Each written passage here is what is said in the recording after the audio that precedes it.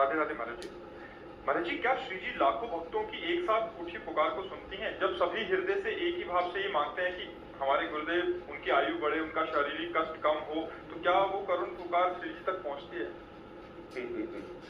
सुनो भरत भावी प्रबल बिलखि कहो मुनिनाथ, हान लाभ जीवन मरण जस अपजस विधि, ये पहले से निश्चित हो चुका है, उसको नहीं टाला जा सकता। जिस दिन इस शरीर की मृत्यु होनी उस दिन होनी ही है, चाहे 50 करोड़ लोग विनय करो तो 5 सेकंड नहीं बढ़ाया जाएगा।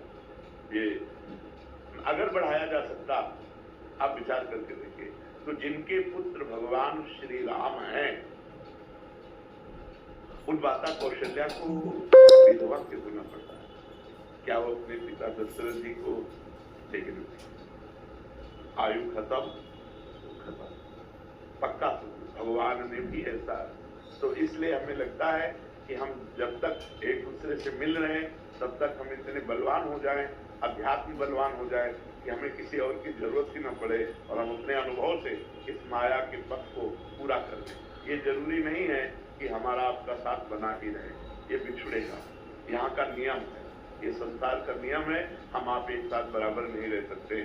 ये शरीर पता नहीं, देखो हमको डॉक्टर ने कहा था कि बाबा आप समझो, इसलिए आपका कोई गार्जियन नहीं कि मैं उससे बात कर सकूं, तो आपसे डायरेक्ट बात करता हूं।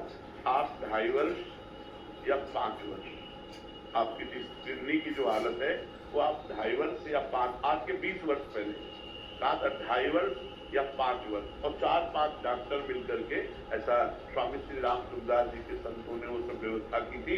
हम तो अकिंचन भिक्षावृत्ति से जीते थे, हमारे पास तो एक पैसा भी नहीं था, तो उन्होंने कहा कि आप 2.5 वर्ष या 5 वर्ष। तो मुझे कुछ भय नहीं लगा, मुझे लगा कि बहुत कम समय में भगवत प्राप्ति हो जाएगी, तो 2.5 वर्ष में या 5 वर्ष में भगवान मिल जाएंगे।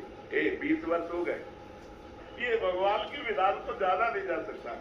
अच्छा, कई बार ऐसे झटके आते हैं कि हम भी इनको बोल देते हैं कि देखो तुम लोग अब सब अपने संभालो, कभी भी हमारा शरीर छूट सकता है, ऐसी परिस्थिति आती है। और फिर 1-2 दिन में 3 दिन में तो हम ये समझते हैं कि आप लोगों की प्रार्थना इन झटकों से हमें बचा रही, जो पूरे भारतवासियों की प्रेम की भावना है, एक गिरे गिरे फिर एकदम बिल्कुल संभल जाते हैं। लेकिन अंतिम तिथि को नहीं टाला जा सकता, जो अंतिम तिथि है उसे नहीं टाला जा सकता, वो निश्चित है, वो हमारी भी समझ में नहीं है और किसी की समझ में नहीं है।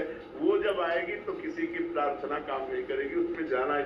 अगर ऐसा होता तो बड़े बड़े सिद्ध महापुरुष हुए हमारे भारत देश में,